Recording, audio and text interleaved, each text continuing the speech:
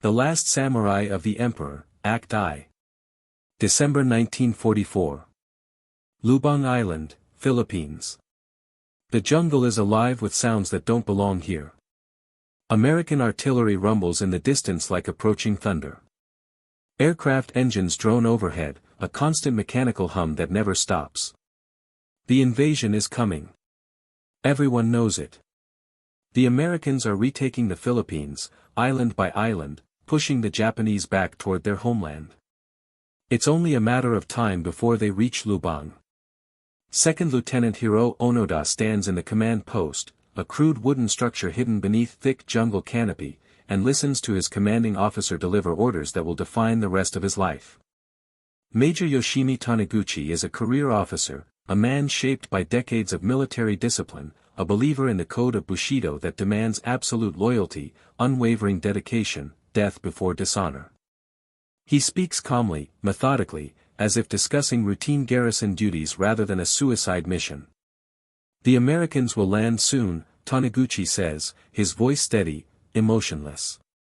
Our forces cannot hold the island. We lack the men, the weapons, the supplies. Tokyo has abandoned us. No reinforcements are coming. No resupply ships will arrive.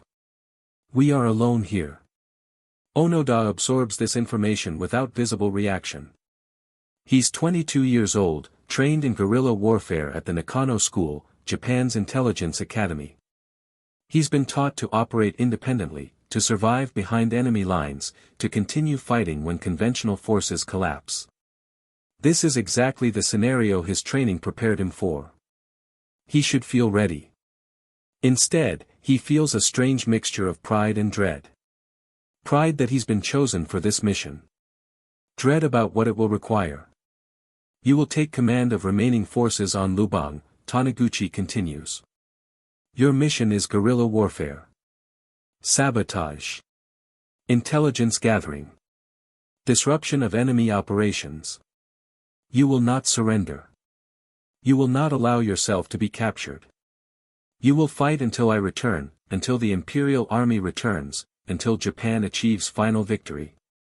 The words hang in the humid air. Final victory. Everyone in this room knows the war is lost. The Americans have recaptured the Philippines, destroyed Japan's fleet, bombed Japanese cities into rubble. The Emperor's forces are in retreat everywhere, collapsing under overwhelming American industrial might. Final victory is a fantasy, a propaganda phrase disconnected from reality. But Taniguchi says it with such conviction, such certainty, that doubt becomes impossible. This is the power of the Imperial Army, the psychological conditioning that transforms individual men into instruments of the Emperor's will. Orders are absolute. Doubt is treason. Surrender is unthinkable. These aren't just military principles.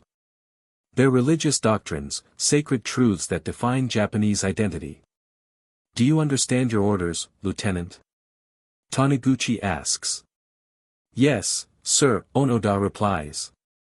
His voice is firm, disciplined, betraying none of the questions swirling in his mind. How long will this mission last? Weeks? Months? How will he know when to stop fighting? What if the Imperial Army never returns? What if there is no final victory? He doesn't ask these questions. Asking would demonstrate weakness, lack of faith, insufficient dedication. So he accepts the orders, bows to his commander, prepares to execute a mission that has no defined endpoint, no clear success criteria, no exit strategy. He will fight until ordered to stop. That is his duty. That is everything. Taniguchi leaves Lubang on one of the last transport ships evacuating Japanese forces from the Philippines. Onoda watches the vessel disappear over the horizon, carrying away his commander, his connection to the outside world, his last link to normal military operations. Now he's alone, responsible for a handful of soldiers, tasked with resisting American occupation indefinitely. His command consists of approximately 50 men, a mixture of regular infantry and support personnel abandoned when the main force evacuated. They're not elite troops. Many are conscripts, farmers and shopkeepers pressed into military service, poorly trained, inadequately equipped, already demoralized by Japan's collapsing war effort. Onoda must transform these dispirited men into an effective guerrilla force. It's a daunting task, perhaps impossible. But impossible tasks are what the Nakano school trained him to accomplish. He begins by establishing discipline. The men are scattered, disorganized, some already discussing surrender. Onoda gathers them, reminds them of their duty, invokes the emperor's name, the honor of their families, the shame of surrender. He's not giving them inspiration. He's giving them purpose, structure, something to believe in when everything else is crumbling. We are the emperor's soldiers, he tells them, his voice carrying across the small clearing where they've assembled. Our duty does not end because the Americans have superior numbers. Our obligation does not disappear because the situation is difficult. We were given orders. We will execute those orders. We will fight until commanded to stop. That is what soldiers do. That is who we are. Some men respond to this message. They stand straighter, nod agreement, recommit to the mission. Others look skeptical, tired, defeated. Onoda notes who responds and who doesn't. He'll need to watch the doubters carefully. Desertion is a constant risk. Surrender is always tempting when the alternative is endless hardship. The Americans land on Lubang in February 1945. Thousands of troops, overwhelming firepower, coordinated air and naval support. The invasion is methodical, professional, unstoppable. Japanese resistance collapses within days. Most of Onoda's men surrender immediately, walking out of the jungle with raised hands, choosing captivity over death. Onoda doesn't judge them. He understands the temptation. But he can't surrender. His orders were explicit. Fight until commanded to stop. No one has commanded him to stop. Only 3 other soldiers remain with him. Private Yuichi Akatsu, young, nervous, constantly questioning their situation.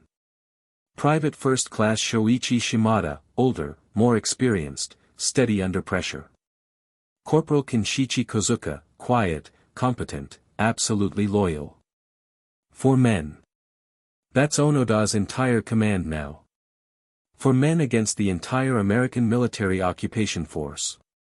They retreat deeper into the jungle, into areas the Americans haven't yet pacified.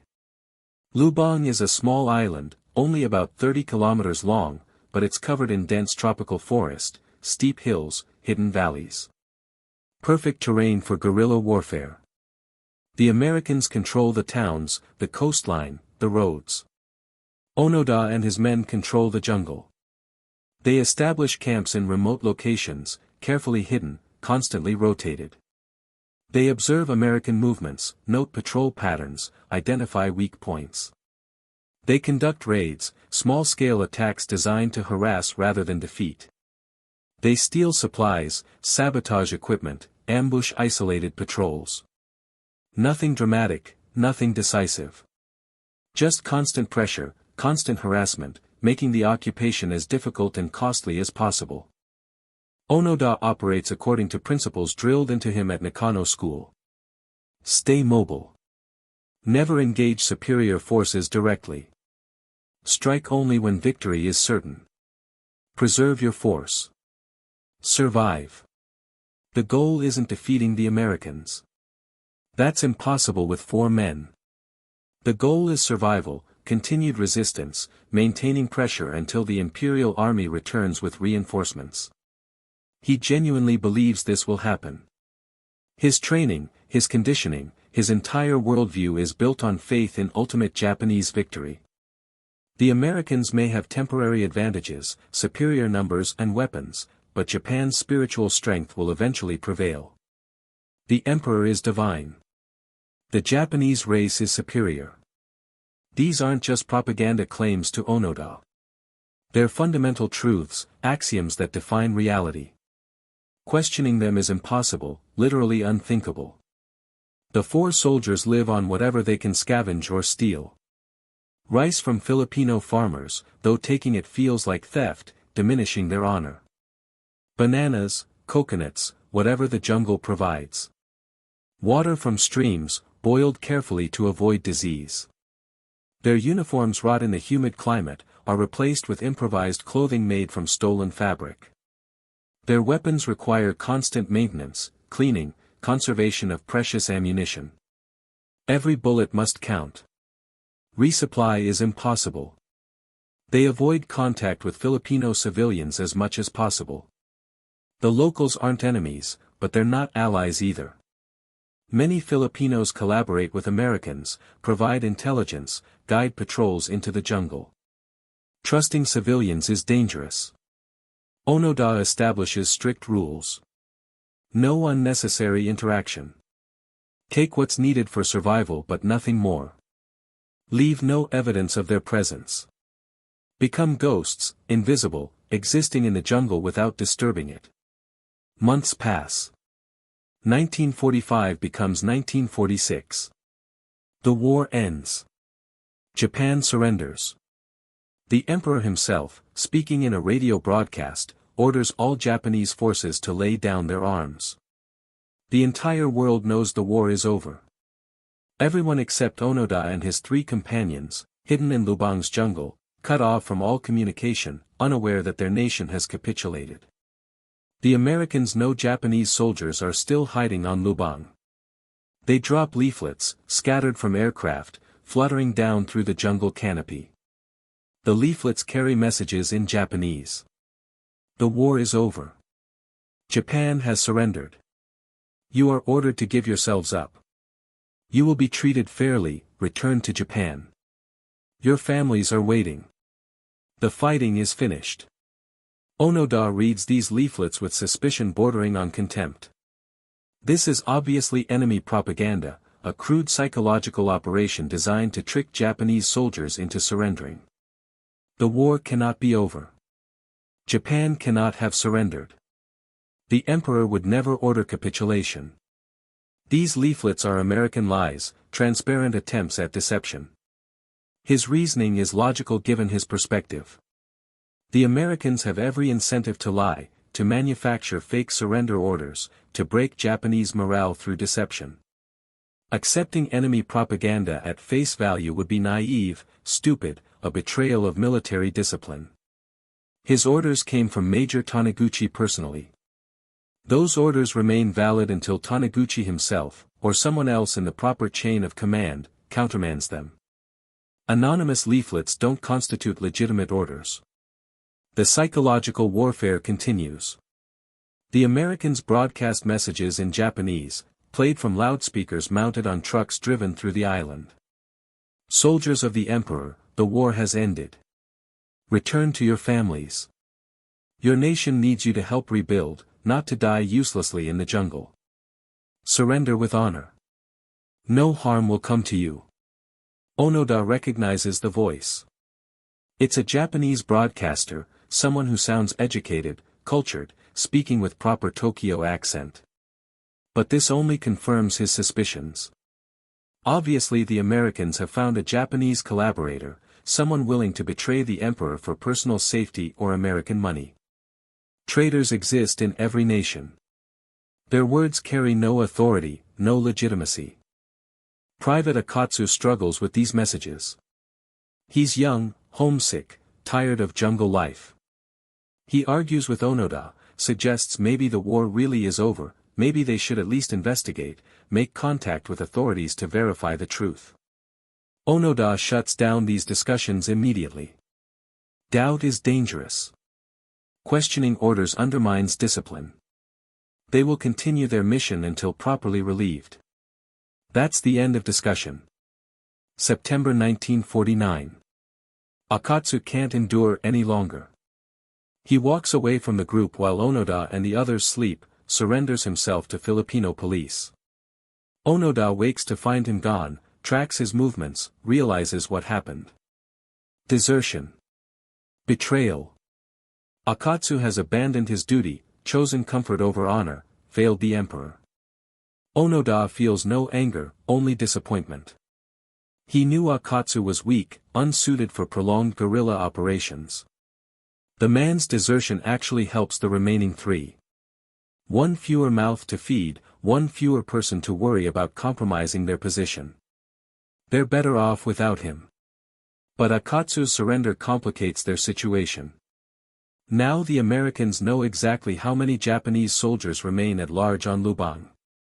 3 men. They'll intensify search operations, use Akatsu's knowledge of camp locations, patrol patterns, tactics. The jungle is smaller now, less safe, more thoroughly monitored. Onoda adapts. He changes locations more frequently, varies routines, becomes even more cautious. The 3 remaining soldiers become even more invisible, even more isolated. They're not just hiding from Americans and Filipino police. They're hiding from the entire modern world that's moved on without them, that's forgotten them, that considers their continued resistance a tragic anachronism. Years pass. 1950, 1951. 1952, the world transforms around them while they remain frozen in 1945, fighting a war that ended years ago. Japan recovers under American occupation, transforms from militaristic empire to democratic nation, experiences economic boom, becomes prosperous, peaceful, unrecognizable. But Onoda knows none of this. His world is the jungle, his reality is the mission, his truth is the orders he received from Major Taniguchi 9 years ago. They conduct occasional raids, more from discipline than military necessity. Burning rice stores, cutting telephone wires, shooting at police patrols. These actions serve no strategic purpose. There's no strategy anymore, no coherent military objective. But the actions maintain routine, preserve military discipline, prove they're still soldiers, still fighting, still loyal to duty that may no longer exist. Filipino civilians die in these raids. Farmers shot when mistaken for soldiers. Police officers killed during ambushes. Innocent people caught in the crossfire of a war that ended years ago. Onoda doesn't feel guilt about these deaths. They're enemy casualties, unfortunate but inevitable results of military operations. The civilians should evacuate combat zones, should avoid supporting enemy forces. Their deaths are tragic but not his responsibility. This rationalization prevents moral collapse. Onoda can't afford to question his actions, to wonder if he's committing murder rather than warfare. Such thoughts would destroy his sanity, make continued resistance impossible.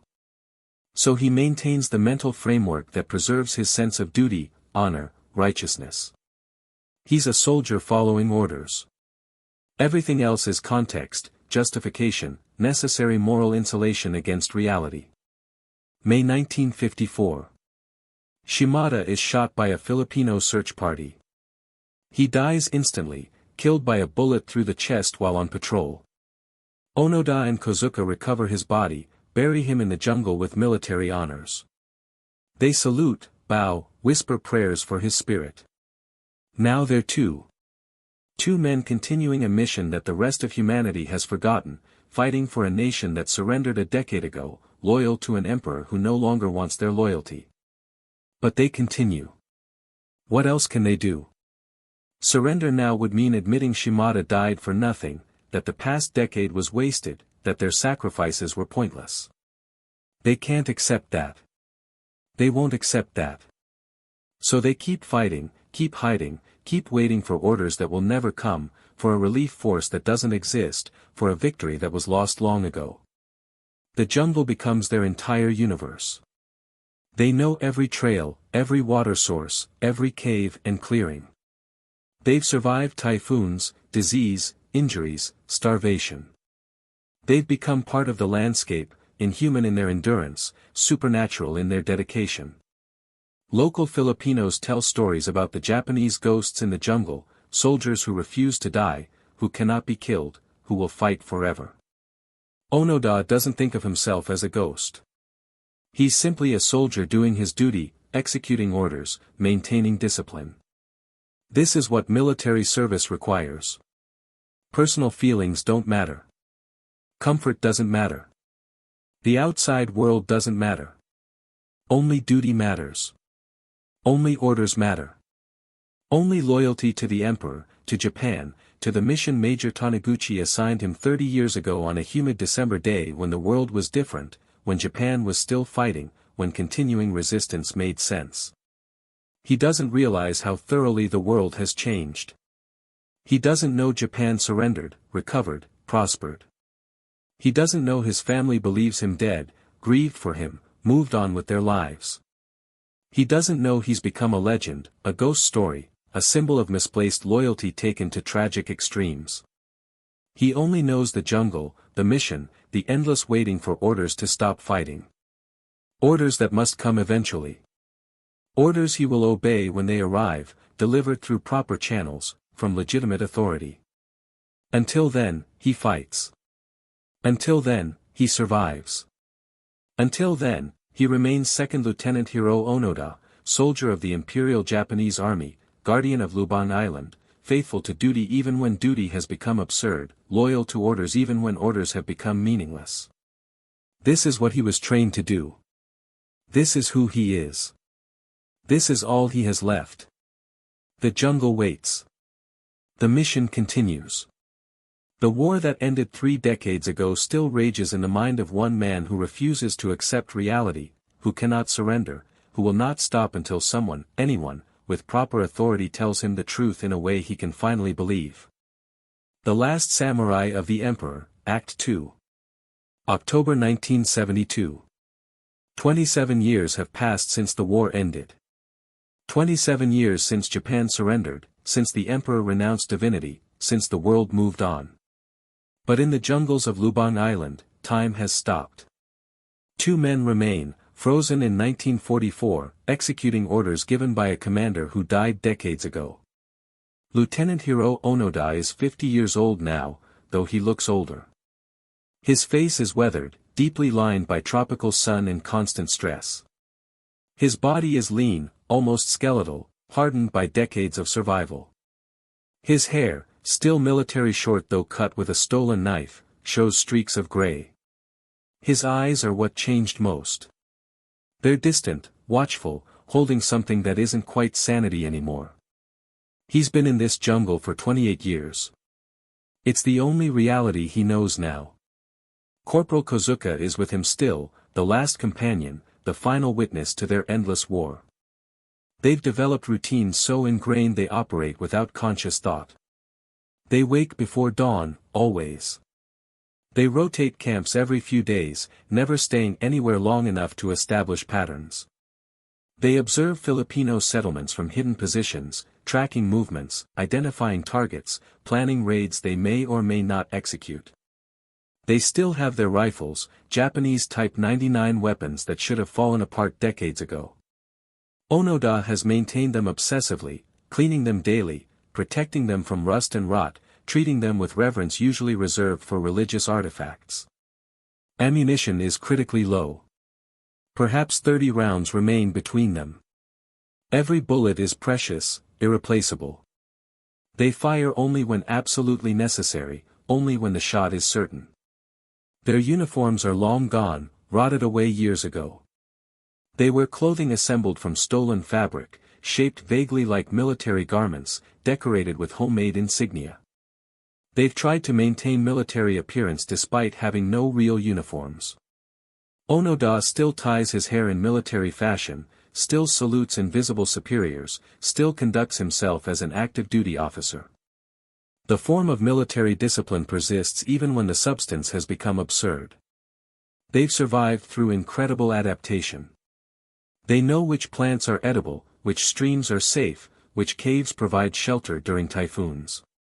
They steal rice from farmers, bananas from plantations, clothes from villages. They've become expert thieves, taking what they need without being seen, leaving minimal evidence. The Filipino locals know they're out here, these Japanese ghosts, but catching them is impossible. The jungle protects them, conceals them, enables their continued existence. But the raids continue, and people continue to die. Over the decades, Onoda and Kozuka have killed perhaps 30 Filipinos. Farmers, police officers, soldiers, civilians in wrong place at wrong time. Each killing is justified in Onoda's mind as military necessity, enemy casualties in ongoing combat operations. He doesn't see murder. He sees war. The distinction matters to him, preserves his sanity, allows him to continue. The Philippine government has tried everything to end this situation. They've dropped thousands of leaflets, broadcast constant radio messages, sent search parties into the jungle. They've even brought Onoda's family members to the island, his brother, his mother, pleading through loudspeakers for him to come home. Hiroo, the war is over. Japan needs you. We need you. Please, come back to us. Onoda hears these messages and dismisses them. More propaganda. More sophisticated this time, using voice recordings that sound like family members, but obviously faked. The Americans are clever, he'll grant them that. They've had decades to refine their psychological operations. But he won't be fooled. His orders remain valid. Major Taniguchi told him to fight until relieved. He hasn't been relieved. Therefore, he fights. The logic is circular, self-reinforcing, impenetrable. Any evidence that contradicts his worldview is automatically classified as enemy deception. Real proof would come through proper military channels, through his chain of command, through orders delivered by legitimate Japanese military authority. But his chain of command no longer exists. The Japanese military was dissolved after the war. There's no legitimate authority that can reach him because he won't accept any authority he doesn't recognize. October 19, 1972. Kozuka and Onoda are on patrol, observing a Filipino village from a hidden position. They've been watching for hours, noting routines, counting residents, planning a potential raid on a rice storage building. This is routine work, reconnaissance they've conducted thousands of times over decades. A Filipino police patrol appears, 5 officers moving through the jungle, searching. These patrols are regular now, constant efforts to locate the Japanese holdouts. Usually Onoda and Kozuka simply hide, wait for patrols to pass. Engagement is too risky when ammunition is so limited. But this patrol is moving directly toward their position, closing on their hiding spot through random chance or perhaps informed by local intelligence. Onoda and Kozuka retreat quietly, moving deeper into forest cover. But the police follow, tracking disturbed vegetation, broken branches, subtle signs of passage. The distance closes. Onoda makes a decision. They'll ambush the patrol, eliminate the threat, secure the weapons and ammunition these officers carry. It's military logic, cold and practical. 5 enemies with guns represent both danger and opportunity. They take positions behind fallen logs, sight their rifles, wait for the patrol to enter the kill zone. Onoda's heart rate is steady, controlled, decades of experience suppressing natural fear responses. Beside him, Kozuka is equally calm, equally prepared. They've done this before, many times. This is just another engagement in their endless war. The patrol enters the ambush. Onoda fires first, dropping the lead officer instantly. Kozuka fires a split second later, hitting a second officer. The remaining 3 officers scatter, return fire, bullets ripping through jungle foliage. Onoda and Kozuka shift positions, trained reactions, exposing themselves minimally while acquiring new targets. Kozuka rises slightly to aim at a fleeing officer. A Filipino policeman, hidden in vegetation, fires. The bullet catches Kozuka in the chest, punching through his improvised uniform, tearing through lung and heart. He drops without sound, dead before he hits the ground. Onoda sees him fall, understands immediately what happened. Kozuka is dead. His last companion, his final link to the beginning of this mission, is gone. Onoda is alone now, completely alone, the last soldier fighting a war that ended 27 years ago. He doesn't feel grief, not exactly. He feels something colder, emptier. Kozuka was the last person who shared his reality, who understood the mission, who could validate Onoda's continued existence. Now that validation is gone. Now Onoda is alone with his duty, his orders, his increasingly tenuous grip on purpose. The Filipino officers are calling for reinforcements, shouting into radios. Onoda can't recover Kozuka's body, can't give him proper burial. He must retreat, disappear, survive. He takes Kozuka's rifle and ammunition, the practical soldier overriding the mourning comrade. Then he vanishes into the jungle, leaving his last companion bleeding in the dirt. The Philippine government recovers Kozuka's body, identifies him through fingerprints and military records. The news spreads globally. One of the Japanese holdouts has been killed. Only one remains now, Hiroo Onoda, alone in the jungle, still fighting. The story becomes international news. This strange anachronistic soldier, this man who won't accept that time has moved forward. Japanese government officials travel to Lubang. They bring everything they can think of that might convince Onoda to surrender. Recent newspapers, showing modern Japan. Photographs of his family. Letters from former comrades, confirming the war ended decades ago. They broadcast these materials constantly, saturating the island with evidence, with truth, with desperate pleas. Onoda hears it all and believes none of it. He's been alone for months now, and the isolation is fracturing his remaining grip on reality. He talks to Kozuka's ghost, conducts conversations with the dead man, debates tactics and strategy with empty air. He knows, intellectually, that Kozuka is dead. But emotionally, psychologically, he can't accept being completely alone. So he creates company, manufactures presence where none exists. His raids become more erratic, more dangerous. He's taking risks he avoided when Kozuka was alive, engaging patrols he should evade, burning villages that serve no strategic purpose.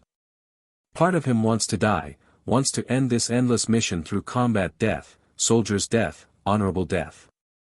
But another part, the disciplined part, the obedient part, won't allow suicide. His orders are to fight, not to die. He must continue until properly relieved. February 1974. A young Japanese man named Norio Suzuki arrives on Lubang Island.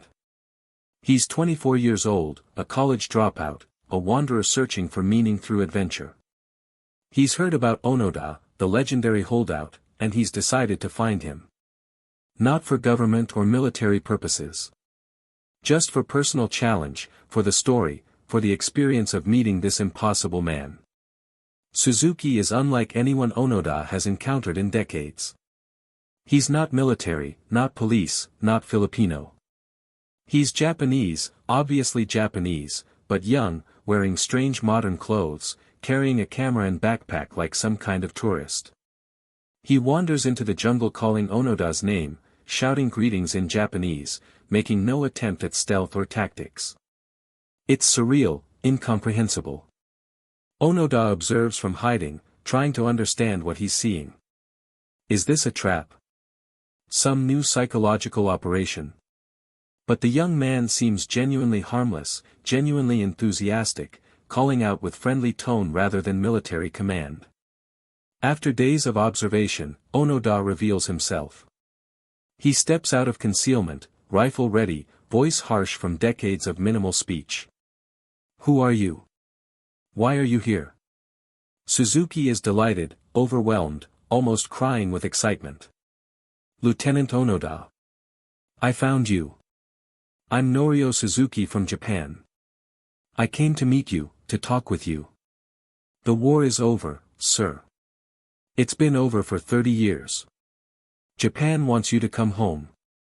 Onoda listens to this young man speak casual Japanese, modern Japanese, with slang and expressions Onoda doesn't recognize. The world has moved on linguistically, culturally, completely. Suzuki shows him photographs of modern Japan. Tokyo rebuilt, transformed into a gleaming metropolis. Japanese people prosperous, happy, living in peace. The emperor still alive but elderly, no longer divine, just symbolic figurehead. Onoda examines these photographs with deep suspicion. The images could be faked. Americans have sophisticated technology now, decades to perfect their propaganda. But something about Suzuki's manner, his innocence, his complete lack of military bearing, it's difficult to dismiss as enemy operation. If the war is truly over, Onoda says carefully, then I require orders from my commanding officer. Major Taniguchi ordered me to continue fighting until relieved. Only he, or someone in my proper chain of command, can countermand those orders. Can you provide such orders? Suzuki doesn't have orders. He's just an adventurous kid with a camera. But he makes a promise. I'll find your commanding officer. I'll bring him here. He'll give you proper orders to surrender. Just wait, please. Don't disappear. I'll come back. Onoda considers this carefully. Suzuki seems genuine, seems trustworthy in a way the official government delegations never did. Maybe this is finally the breakthrough, the legitimate contact with proper authority. I'll wait, Onoda agrees. But if this is deception, if you don't return, I continue my mission. Suzuki leaves the jungle, returns to Japan, begins desperate search for Major Taniguchi. The government assists now, understanding that Suzuki has achieved what decades of official efforts couldn't. He's made actual contact with Onoda, established trust, created possibility of resolution. They locate Taniguchi.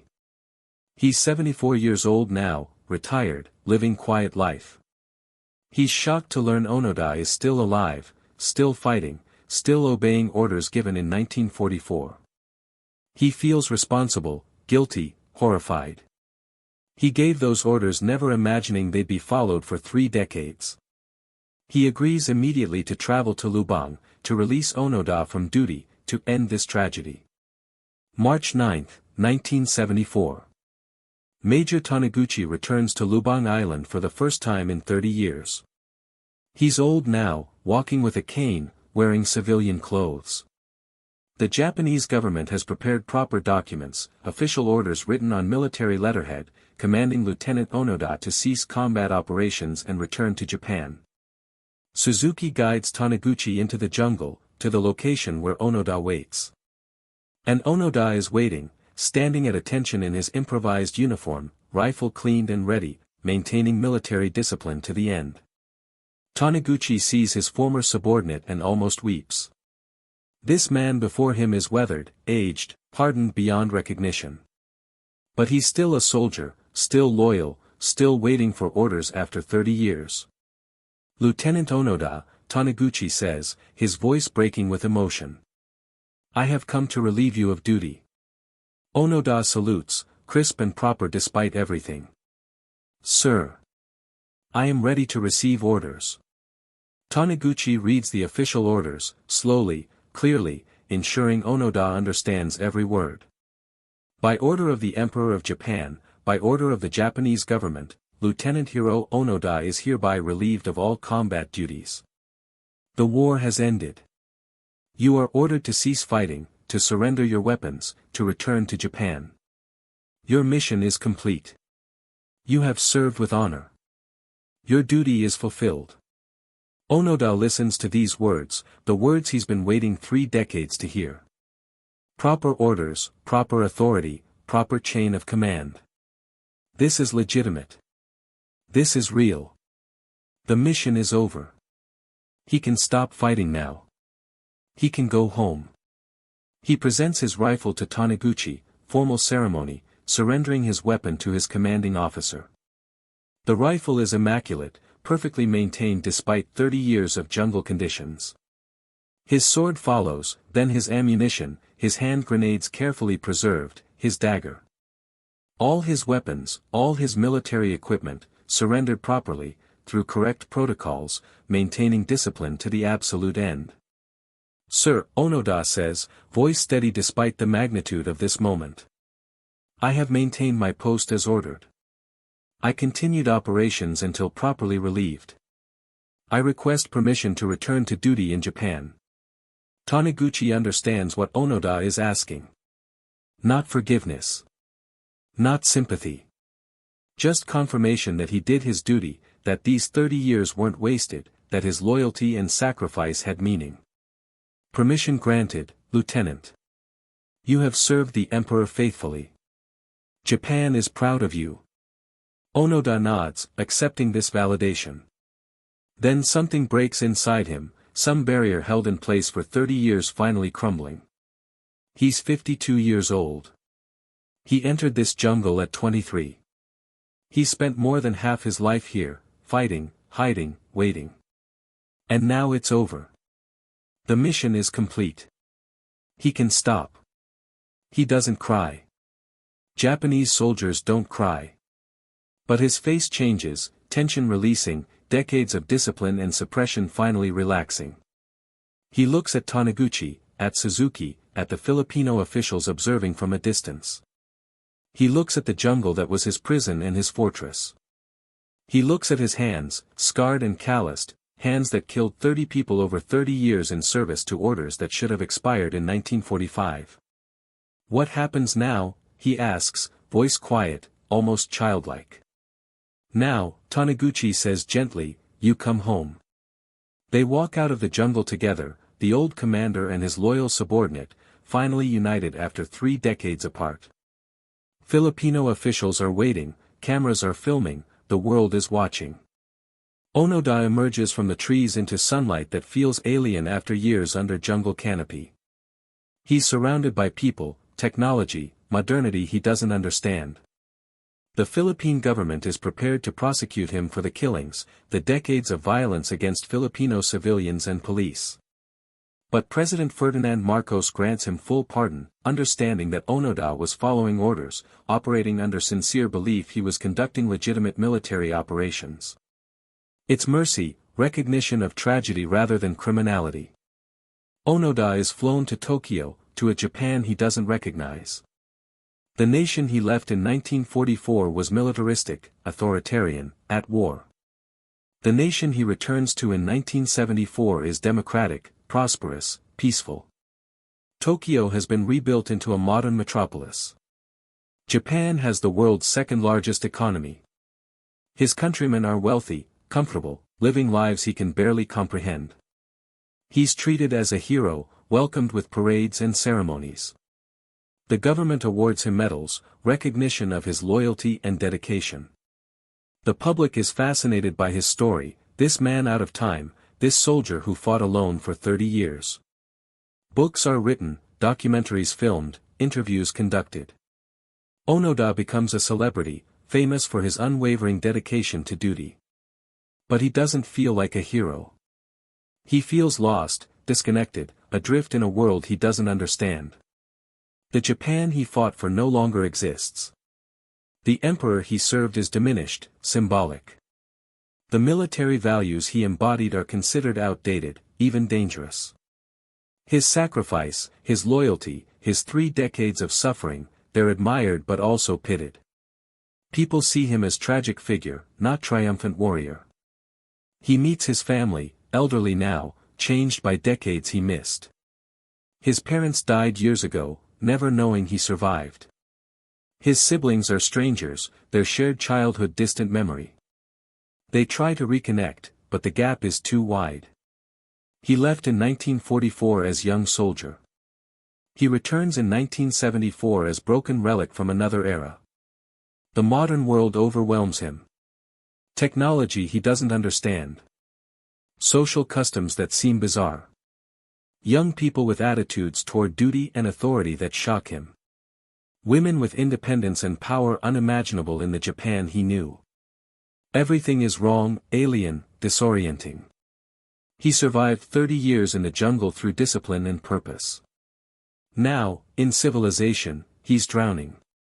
The worst part is the questions, the constant questions. Journalists, historians, psychologists, all asking the same things. Why didn't you surrender earlier? Didn't you realize the war was over? How could you kill innocent people? Do you regret your actions? How can he answer? How can he explain that the world inside his head, the reality he constructed and maintained for 30 years, it made perfect sense. His actions were logical, necessary, honorable within that framework. But now, removed from that context, they seem insane. He killed 30 people. He fought a war that ended before he even reached Lubang. He wasted 3 decades following orders that were outdated before they were given. But he can't regret it. Regret would mean admitting it was all pointless, all wasted, all for nothing. He can't accept that. He won't accept that. He did his duty. He followed orders. He served the emperor with absolute loyalty. That must mean something. That must have value. Otherwise, what was it all for? Hiroo Onoda stands in modern Tokyo, surrounded by crowds celebrating his return, and feels more alone than he ever did in the jungle. At least in Lubang, he had his mission, his purpose, his duty. Here, in this strange new Japan, he has nothing. The world moved on without him. His war ended 30 years ago. But inside his mind, inside his heart, the war still rages, and perhaps it always will. The Last Samurai of the Emperor, Act 3. April 1974. Hiroo Onoda sits in a Tokyo hotel room, staring at the television with incomprehension. The device itself is miraculous to him, this box that projects moving images and sound. But the content is what disturbs him most. A news program discussing the Vietnam War, showing American soldiers in combat, helicopters, modern weapons he's never seen. The world continued fighting while he was isolated in the jungle. New wars, new conflicts, new technologies. Everything changed, and he missed all of it. He's been back in Japan for a month now. The initial celebration has faded. The parades are over.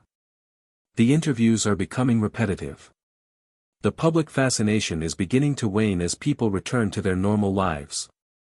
But Onoda can't return to normal because he has no normal to return to. His entire adult life was spent in the jungle. He has no career, no skills relevant to modern Japan, no way to integrate into this society that seems alien to him. The government provides him with a pension, recognition of his military service. It's generous, more than enough to live on. But money doesn't solve his real problem. He doesn't know how to live in this world. Simple tasks are overwhelming. Using a telephone. Operating a television. Navigating Tokyo's subway system. These things that every Japanese citizen does without thinking, they require conscious effort for Onoda. He feels stupid, inadequate, like a child learning basic skills. Social interaction is even worse. People treat him with mixture of respect and pity. They thank him for his service, ask for autographs, request photographs. But they don't understand him. They can't understand him. How could they? They've lived normal lives, experienced normal progression of time, adapted gradually to social and technological changes. He was ripped from 1944 and deposited in 1974, expected to adjust immediately to 30 years of change he never experienced. He tries to reconnect with his family. His brother invites him to dinner, introduces him to nieces and nephews he never knew existed. They're kind, welcoming, treating him like honored guest. But the conversation is stilted, artificial. They ask careful questions about his experience, avoiding anything too direct, too painful. He gives careful answers, describing jungle survival in neutral terms, avoiding the violence, the killings, the psychological disintegration. His brother's children are teenagers, born in the 1950s, growing up in prosperous peaceful Japan. They have no memory of the war, no understanding of Imperial Japan, no context for Onoda's experience. They're interested in rock music, American movies, modern fashion. They're products of a world Onoda doesn't recognize. He looks at them and sees aliens, beings from another planet who happen to speak Japanese. The worst moments are when they ask naive questions. What was it like in the jungle, Uncle Hiroo? Was it an adventure? They're trying to be kind, trying to show interest. But adventure? He spent 30 years starving, hiding, killing people, watching his companions die. Adventure is completely wrong word. But he can't explain that to these sheltered children. So he smiles, nods, says something about it being difficult, but he did his duty. The Japanese media initially portrayed him as hero, symbol of loyalty and dedication. But as weeks pass, the narrative begins to shift. Intellectuals write opinion pieces questioning his actions. Was killing 30 Filipinos really duty? Was following outdated orders really honor? Or was Onoda simply too stubborn, too brainwashed, too mentally rigid to accept reality? These critiques devastate him more than anything else. He can handle pity. He can handle confusion. But having his actions, his sacrifice, his 3 decades of suffering dismissed as foolishness or insanity, that's unbearable. He did his duty. He followed orders. He maintained discipline when surrender was easy. Those should be virtues. But modern Japan doesn't value those virtues anymore. Modern Japan values peace, prosperity, individual happiness. His type of absolute loyalty is considered dangerous now, relic of militarism that led Japan into disaster. He receives letters from Filipinos, relatives of people he killed. Some curse him, call him murderer, demand he face justice. Others are more measured, acknowledging he was following orders but asking if he feels any remorse. He reads these letters in his hotel room, trying to feel appropriate emotions. Guilt, shame, regret. But he doesn't feel those things. He feels only confusion. Those people he killed, they were enemy combatants in his understanding. He was at war. They were casualties of war. That's all. But was it war? That's the question that begins to haunt him. War requires 2 sides acknowledging conflict.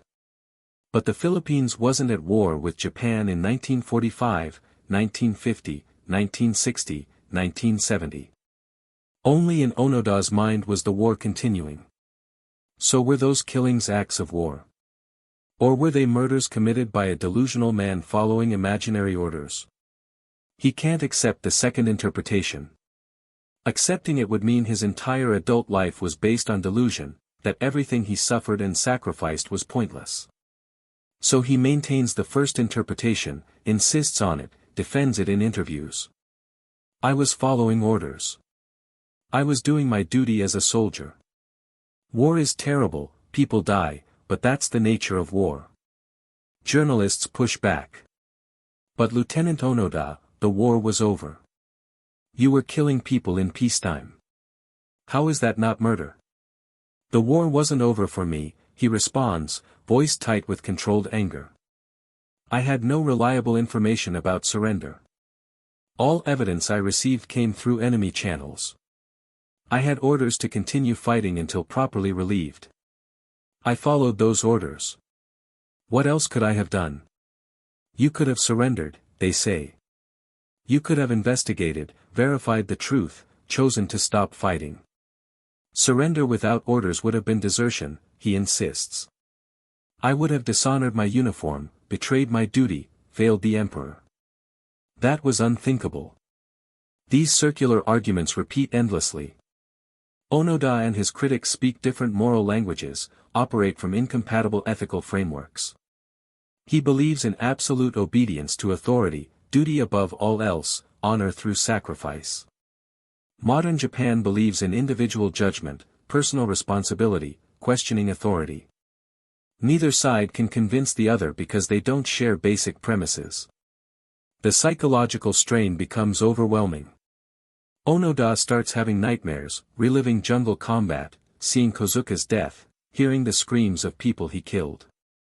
He wakes in hotel rooms disoriented, reaching for rifle that isn't there, preparing for patrols that don't exist. The boundary between past and present blurs. Sometimes he's not sure which reality is real, 1974 Tokyo or 1944 Lubang. A government psychiatrist evaluates him, trying to understand his mental state, determine if he needs treatment. The psychiatrist writes in his report that Onoda shows signs of severe post-traumatic stress, dissociation, possible delusional thinking. But he's not insane, not in clinical sense. He's a man who constructed an entire reality to survive impossible circumstances, and now that reality has been demolished, leaving him psychologically homeless. The psychiatrist recommends therapy, medication, gradual reintegration into society. But Onoda refuses treatment. Accepting it would mean admitting something is wrong with him, that his actions were pathological rather than honorable. He can't accept that. He maintains his dignity, his insistence that he did nothing wrong, that he's a loyal soldier who followed orders correctly. 6 months after his return to Japan, Onoda makes a decision. He can't live in this country anymore. Modern Japan has no place for him, no role he can fill, no way for him to exist with dignity. He's a relic, an anachronism, a living ghost from a Japan that no longer exists. He needs to leave, to find somewhere he can build new life on his own terms. He emigrates to Brazil. It seems random, but there's logic to it. Brazil has large Japanese immigrant community, people who left Japan before or during the war, who preserved more traditional values. Maybe among them, Onoda can find people who understand duty, honor, loyalty in ways modern Japanese no longer do. Maybe in Brazil he can stop being symbol or curiosity and just be a man. He buys land in Mato Grosso do Sul, remote agricultural area far from cities. He establishes a cattle ranch, working with his hands, building something tangible. The physical labor is therapeutic. It reminds him of jungle survival, using practical skills, solving immediate problems. He's good at this work. Decades of hardship prepared him for the difficulties of frontier ranching. The local Japanese-Brazilian community accepts him without judgment. They know his story but don't constantly reference it. They treat him as neighbor, fellow rancher, not celebrity or oddity. This anonymity is healing. For the first time since leaving Lubang, Onoda can simply exist without being constantly evaluated, interviewed, analyzed. He marries in 1976, a Japanese woman named Machi Onuki. She's younger, never experienced the war, but she accepts him as he is. She doesn't try to change him, doesn't question his past, doesn't demand explanations for things he can't explain. She provides stability, companionship, normalcy. Their marriage isn't passionate romance. It's partnership, mutual support, two people building life together in practical terms. Years pass quietly in Brazil. Onoda works his ranch, expands his herd, becomes respected in local community. He learns Portuguese, adapts to Brazilian culture, finds a kind of peace he never experienced in Japan. He's still the same person, still carries the same memories, still believes he did his duty correctly. But the distance from Japan, the removal from constant scrutiny, it allows those beliefs to exist without constant challenge. But he can't completely escape his past. In the 1980s, Japanese media rediscovers him, produces documentaries about his life in Brazil, his adjustment to civilian life. International attention follows. Books are written about him, most sympathetic but some critical. Historians analyze his case, psychologists study his behavior, ethicists debate his moral responsibility. Some portray him as victim of imperial Japanese military conditioning, a man so thoroughly indoctrinated that independent thought became impossible. Others see him as war criminal who escaped justice, a killer who rationalized murder through self-serving interpretation of duty. Still others view him as tragic hero, a man of absolute integrity whose loyalty and dedication were exploited by system that didn't deserve such devotion. Onoda reads some of these accounts, ignores others. He's tired of being analyzed, of having his life dissected by people who weren't there, who can't understand what he experienced. He grants occasional interviews but becomes increasingly selective, refusing requests that seem sensationalistic or hostile. In these later interviews, his perspective softens slightly. He doesn't express regret exactly, doesn't apologize for his actions, but he acknowledges complexity. I did what I believed was right at the time, he says carefully. I followed my training, my orders, my understanding of duty. If I had known then what I know now, perhaps I would have made different choices. But I didn't know. I couldn't know. I can only say I acted according to my conscience and the information available to me. It's not an apology. It's barely an acknowledgement of error. But for Onoda, it's significant. He's admitting, however obliquely, that his reality was limited, that his perspective was constrained, that his absolute certainty might have been misplaced. It's as close as he can come to questioning the framework that defined his entire adult life. In 1984, 40 years after he entered Lubang's jungle, Onoda returns to the Philippines. It's not an official visit, not government-sponsored.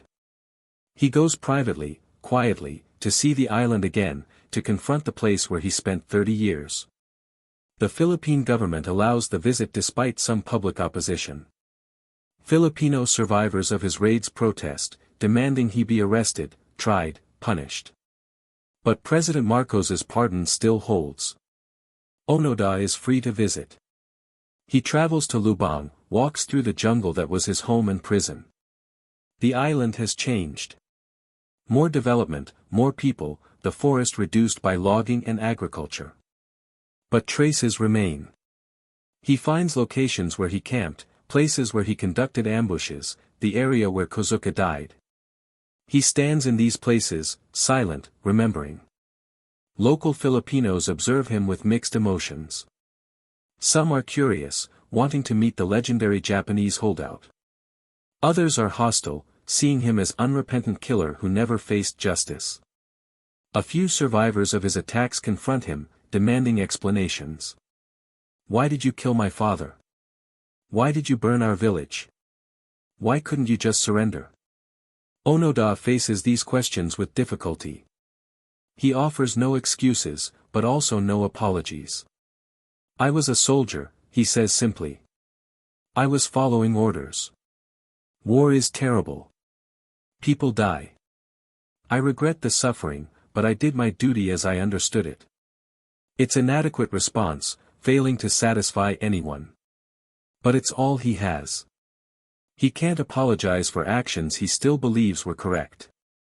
He can't express remorse he doesn't feel. The most he can offer is acknowledgement that others suffered, that war causes pain regardless of who was right or wrong. One encounter is particularly significant. He meets the widow of a Filipino policeman he killed in 1954. She's elderly now, her children grown, her life shaped by loss Onoda caused. She looks at him with eyes full of decades of pain and asks a simple question. Do you remember him? Do you remember the man you killed? Onoda tries to remember.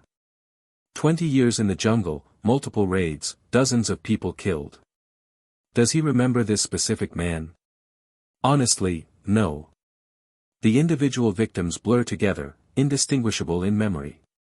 He killed them as enemy combatants, not as individuals with names and families and futures. I don't remember specifically, he admits. There were many engagements. I didn't know the people I was fighting. They were enemy soldiers to me. He wasn't a soldier, she says quietly. He was a police officer. He was trying to help you, trying to convince you the war was over. And you shot him. This detail hits Onoda hard. He remembers that engagement, vaguely. Filipinos approaching, calling out in broken Japanese, claiming to bring messages of peace. He assumed it was trap, ambush disguised as negotiation. So he fired first, eliminated the threat. Standard tactical response to potential ambush. But what if it wasn't trap? What if they really were trying to help? I'm sorry, he says, the first real apology he's offered. I believed I was in combat. I made tactical decisions based on that belief. I didn't know. I couldn't have known. But I'm sorry for your loss. She nods, not quite forgiving but perhaps understanding. She can't forgive him for taking her husband, for leaving her alone to raise children in poverty, for decades of struggle and grief. But she can see he's not a monster, not evil, just a man who made terrible choices based on distorted reality. It's small mercy, small acknowledgement of shared humanity despite everything. Onoda leaves the Philippines emotionally exhausted. The visit forced him to confront consequences of his actions in ways he could avoid from distance. Meeting actual survivors, seeing their pain, understanding how his abstract duty caused concrete suffering, it shakes his certainty. Not completely. Not enough to change his fundamental beliefs. But enough to introduce doubt, small cracks in the absolute conviction that sustained him for so long. He returns to Brazil, to his ranch, to quiet life far from scrutiny. But something has changed. He's more contemplative, less defensive, more willing to acknowledge complexity and ambiguity. He starts giving lectures to young people, not glorifying his experience but using it as cautionary tale about dangers of blind obedience, importance of independent judgment, necessity of questioning authority even when questioning seems treasonous. I was trained to follow orders absolutely, he tells audiences. I was taught that the emperor was divine, that Japan's cause was righteous, that duty meant obeying without question. This training allowed me to endure incredible hardship, to maintain discipline through impossible circumstances. But it also prevented me from seeing truth, from making rational decisions, from acting according to my own judgment. These lectures are remarkable because they're the closest Onoda comes to criticizing the system that shaped him. He's not denouncing Imperial Japan completely, not rejecting military values entirely. But he's acknowledging their limitations, warning about dangers of absolute loyalty, suggesting that perhaps unquestioning obedience isn't always virtue. Some Japanese conservatives criticize these lectures as betrayal, abandonment of the values he once embodied. But Onoda isn't concerned with their approval anymore. He's speaking from experience, sharing hard-won wisdom, trying to ensure younger generations don't repeat his mistakes. In 1996, Onoda establishes a nature school in Japan, a program teaching wilderness survival skills to young people. On surface, it's about practical outdoor education. But the deeper purpose is teaching independent thinking, self-reliance, ability to make decisions without relying on authority. He's trying to create the opposite of what he was, young people who can think for themselves, question orders, choose their own paths. The school is successful, popular among Japanese youth looking for alternatives to rigid educational system. Onoda himself teaches survival techniques, sharing knowledge accumulated through decades of jungle living. But he also shares stories, carefully edited, about importance of questioning assumptions, verifying information, maintaining moral compass even when authority demands otherwise. He grows old gradually, gracefully. His health remains good, body hardened by decades of hardship proving resilient in old age. He continues ranching, teaching, living quietly. He gives fewer interviews, preferring privacy to publicity. But he remains available to historians, researchers, people genuinely trying to understand his experience rather than exploit it. In 2014, Hiroo Onoda dies at age 91. He's outlived almost everyone connected to his story. Major Taniguchi died decades earlier. Suzuki, the young adventurer who found him, died in an avalanche in 1986. The Philippines has moved on, new generations with no memory of war or Japanese occupation. Japan has continued evolving, becoming even more different from the nation Onoda once served. His death received significant media attention, obituaries in major newspapers worldwide. He's remembered as the last Japanese holdout, the soldier who fought for 30 years after the war ended. Some obituaries are sympathetic, portraying him as loyal soldier victimized by military conditioning. Others are critical, noting he killed innocent people and never fully acknowledged wrongdoing. Most are simply factual, recounting extraordinary life without clear moral judgment.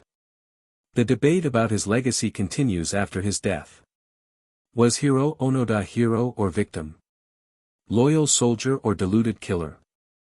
Symbol of dedication or warning about dangers of blind obedience? The answer depends on perspective, on values, on how one weighs duty against judgment, loyalty against morality, discipline against independent thought. Perhaps the fairest assessment is that he was all these things simultaneously.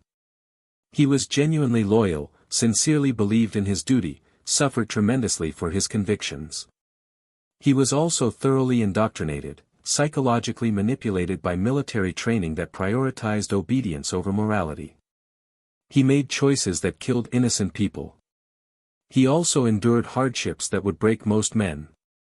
He maintained incredible discipline and dedication. He also demonstrated troubling inability to question authority or adapt to new information. His story raises uncomfortable questions about military training, about how soldiers are shaped to follow orders, about where the line exists between duty and atrocity. Every military requires soldiers to obey, to set aside personal judgment, to execute orders even when orders involve killing. But where does legitimate military obedience end and criminal action begin? If a soldier genuinely believes orders are legitimate, are they responsible for atrocities committed while following those orders? These questions have no easy answers. The Nuremberg trials established that following orders isn't absolute defense for war crimes. But Onoda's case is more complex than Nuremberg defendants. He wasn't following orders to commit atrocities. He was following orders to resist enemy occupation, orders that were legitimate when given but became obsolete through circumstances beyond his control. His tragedy was inability to recognize those changed circumstances, to adapt to reality that contradicted his training. His life also illuminates something profound about human psychology, about how we construct reality, maintain beliefs, resist information that contradicts our worldview. Onoda wasn't stupid or insane. He was intelligent, resourceful, highly capable. But his training created cognitive framework so rigid that contradictory evidence couldn't penetrate it. He developed elaborate explanations for every piece of information suggesting the war was over, maintaining his belief system through increasingly convoluted rationalizations. This phenomenon isn't unique to Onoda. People in cults demonstrate similar patterns. Conspiracy theorists do the same. Anyone with deeply held beliefs tends to interpret ambiguous evidence in ways confirming those beliefs, dismissing contradictory information as flawed or deceptive. Onoda's case is extreme, but the underlying psychology is universal. We all construct reality based on our beliefs, our training, our assumptions. We all resist information that threatens our worldview. The difference is degree. Most people encounter enough contradictory evidence, enough social pressure, enough practical consequences that their beliefs eventually adjust. Onoda's isolation prevented that adjustment. He lived in self-contained reality where his beliefs were never seriously challenged, where all evidence could be interpreted through his existing framework, where adaptation was never necessary for survival. In his final years, Onoda achieved something like peace. Not happiness exactly, not contentment with his life choices, but acceptance. He couldn't change the past, couldn't undo the suffering he caused or the years he lost. He could only live with his choices, acknowledge their complexity, try to ensure his experience provided value through lessons learned and shared. His widow, Machi, described him as a man who carried great weight but never complained, never asked for sympathy, never portrayed himself as victim. He took responsibility for his actions even when refusing to apologize for them. He lived according to principles he believed were correct, maintained integrity even when integrity meant accepting criticism and judgment. Perhaps that's the final word on Hiroo Onoda. He was a man of absolute conviction, unshakable loyalty, extraordinary dedication. These qualities allowed him to survive impossible circumstances but also trapped him in those circumstances for 30 years. He did his duty as he understood it, followed his orders to the absolute end, maintained discipline when easier paths existed. Whether that makes him hero or tragedy, symbol of honor or warning about obedience, each person must decide. But his story matters, deserves to be remembered, challenges us to think deeply about duty and judgment, loyalty and morality, the price of absolute conviction in a complex world. Lieutenant Hiroo Onoda entered the jungle in 1944, a young soldier believing in clear distinctions between right and wrong, duty and betrayal, honor and shame. He emerged 30 years later into a world where those distinctions had blurred, where his certainties were questioned, where his sacrifice was debated. He spent his remaining 40 years trying to make sense of the gap between who he was and who the world wanted him to be. He never fully bridged that gap. But perhaps that's appropriate. Some experiences are too extreme, too singular, too far outside normal human understanding to be fully reconciled. Onoda's 30 years in the jungle exist as historical fact but also as almost mythological story, a tale of loyalty and delusion, dedication and tragedy, honor and horror intertwined so completely they cannot be separated. His grave is in Japan, returned home finally after decades in Brazil. The simple stone bears his name, his dates, his rank.